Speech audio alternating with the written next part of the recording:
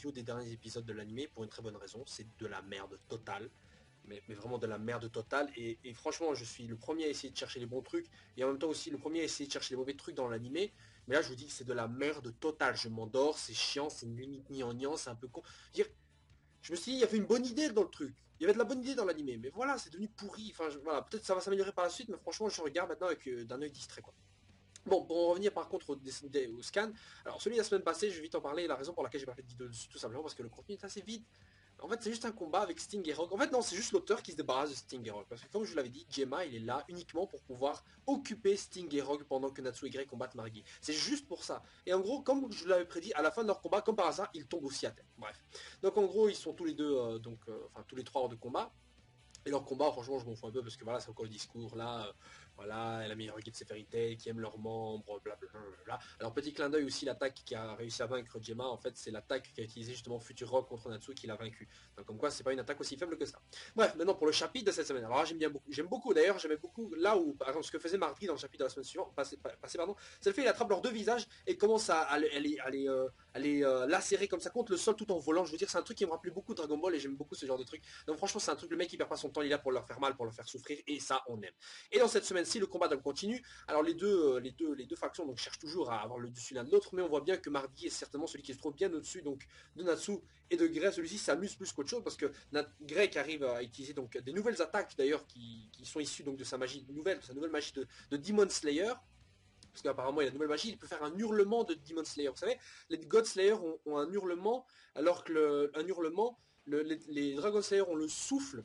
Et les démons, en fait, enfin la magie Demon Slayer a la rage. Genre, rage du démon de glace, c'est le même truc que le souffle ou que le hurlement. Enfin, ça dépend de quel type de magie. Vous voyez, parce que le nom, en fait, les attaques, c'est les mêmes.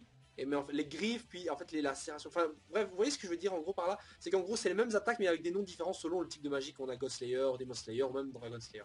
Et en gros, Grey arrive donc à faire en même temps ces nouvelles attaques-là, et aussi les anciennes. C'est-à-dire, par exemple, le Gungnir qu'on a vu, qui comptait Natsu, qui a réussi à placer une superbe attaque incognito comme ça. Et une attaque comme ça, et en gros, au final, on voit bien que Grey n'a pas réussi à retoucher de nouveau Mardi avec cette magie-là, donc on ne sait pas si s'il aurait pu le vaincre si la magie touchait, mais bon voilà, c'est pas une question de pouvoir toucher ou non. Voilà, c'est aussi une question de vitesse. Margui est bien plus fort niveau physique, magie, enfin malédiction techniquement, mais vitesse aussi. Donc il est sur classe de tous les côtés. Alors ça fait longtemps qu'on n'a pas eu un méchant aussi puissant que ça, et ça me fait bien plaisir parce que c'est un peu le boss, le big boss de Tartaros, là où Hades était le big boss de King of Earth. Bah là, Margui est un peu le big boss pour l'instant. On ne s'en compte même pas End, hein, qui doit être encore plus fort. Je dis what the fuck. Mais en tout cas, qui doit être bien plus fort et qui se retrouve vraiment au top des méchants qui en plus ont un charisme que j'aime bien. Je savais, Margui, je le kiffais bien. Je sais pas ce que vous en pensez de Margui, dites-le dans les commentaires. Mais Margui, voilà, il a posé ses couilles sur la table, même si on n'en a pas vraiment. Mais voilà, il a géré. Et à la fin du combat, qu'est-ce qu'on a? Donc il nous explique vers la fin donc, de ce chapitre aussi l'origine en fait des malédictions, comme quoi en fait la magie était une. En fait. Il y avait une magie unique, un truc. Et la magie avec le temps en fait a eu plusieurs petits embranchements, voilà, dont l'une par exemple est celle que sont les malédictions qui ont été créées par Maître End. Donc Maître End a créé les malédictions en fait qui sont issues, donc là, ce sont des magies qui sont qui trouvent leur source et leur puissance dans tout ce qui est genre les malédictions du monde réel, genre la haine, la jalousie, la cupidité, tous les trucs comme ça, vous voyez.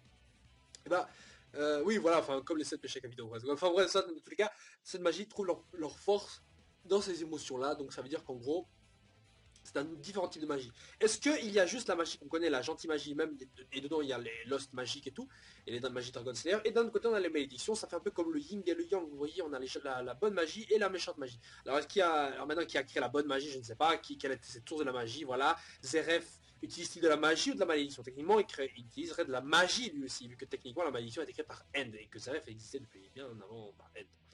Bon, donc ça c'est un petit truc. Alors qu'est-ce que ça voudrait dire aussi? Je sais pas, est-ce que Hades s'est fourvoyé? Est-ce qu'il s'est pas trompé de... Il aurait peut-être dû demander à Tartaros s'ils avaient l'air bien au courant de tout ce qu'était la magie unique ou quoi. Enfin, soit. Mais dans tous les cas, à la fin de combat, ça changera parce que Natsu dit je m'en fous, qui sont. Enfin, est-ce que quelqu'un, franchement, s'intéresse à ça?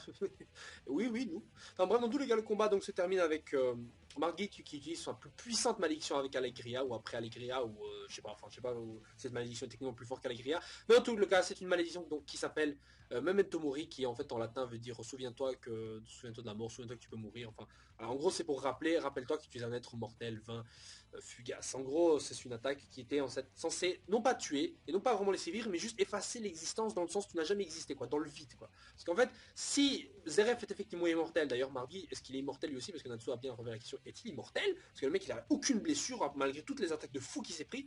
Bref. Euh, et donc, est-ce que lui aussi est aussi immortel que Zeref? Je ne sais pas. Mais en tout cas, Mardi a l'air bien décidé à lui-même tuer Zeref, vu que non, c'est... Enfin, le mec, il se sent capable de le faire. En tout cas, il a développé une malédiction capable, normalement, selon lui, de pouvoir supprimer Zeref, alors que non, seul Maître End pourrait le faire, techniquement. Donc, qui a créé Mardi? Est-ce que c'est Maître End ou Zeref lui-même? Je ne sais pas exactement qui a fait ça. On aura certainement la réponse bientôt. Et donc, au moment où Natsu et Grey se prennent donc cette terrible et magnifique attaque, hein, super bien dessiné, hein, super bien dessiné. Donc quand ils se prennent cette attaque, on a Grey qui dit vite fait le futur, le futur, je sais pas quoi, et on sait pas ce qu'il a dit, mais visiblement il a dit quelque chose ensuite qui a choqué, enfin qui a étonné Natsu, et après on ne sait pas, les deux donc sont volatilisés suite à l'explosion. Et le chapitre se termine là-dessus. Alors beaucoup de choses sont possibles, peut-être que Grey va mourir, enfin bon maintenant c'est vérité, vous savez ce que c'est. Bon, il va peut-être connaître une énième soi-disant mort, et qu'au final ils sont juste Natsu, ou que les deux vont survivre, et que je sais pas, Grey se protège Natsu de l'attaque, et genre transmettre sa magie de Demon Slayer à Natsu. Il faut voir d'ailleurs que sur une couverture de Fairy Tail, dans un magazine au Japon, il y avait Natsu qui avait le même tatouage qu'a Grey actuellement pour sa magie Demon Slayer. Et on s'est dit, mais attends, mais Natsu il a pas de magie Demon Slayer, ou alors c'est un foreshadowing, ça veut dire qu'au final il aura lui aussi la magie Demon Slayer avec sa magie Dragon Slayer. C'est peut-être ça qui va arriver, peut-être que voilà, Grey va transformer son petit power-up à Natsu, et que Natsu deviendra le seul Demon Slayer et en même temps Dragon Slayer. Ça me permettrait en même temps de pouvoir absorber les attaques du feu de End, vu que c'est un démon de feu, et que Grey n'est pas un démon de glace, enfin n'est pas un démon de feu, donc il ne peut pas absorber les attaques de End. Mais Natsu qui est un mage de feu et il devient maintenant un Demon Slayer de feu, et ben il pourra absorber les attaques de feu de End, ce qui serait parfait en final. Donc on se dirige peut-être dans cette direction-là, ou alors en fait les deux sont, je sais pas, prisonniers dans une autre dimension. Voilà, ils sont pas vraiment morts ni vraiment en vie parce qu'ils sont dans une autre dimension qui est au-delà de la vie de la mort, je sais pas. Et que peut-être ils seront sauvés donc, par l'humaine-histoire, que sais-je, ou un truc dans le genre, ce qui est possible, oui, je ne sais pas. Mais bon, dans tous les cas, cet instant-ci du manga, enfin cet instant-ci du scan, correspond plus ou moins au moment où en fait Face est sur le point d'être activé par Kyoka. Hein, c'est à ce moment-là de l'histoire. Hein, donc je pense qu'on se rapproche dans un ou deux chapitres, on aura rattrapé les 20 minutes, soi-disant, putain c'est loin. Mais les 20 minutes qui se sont donc écoulées.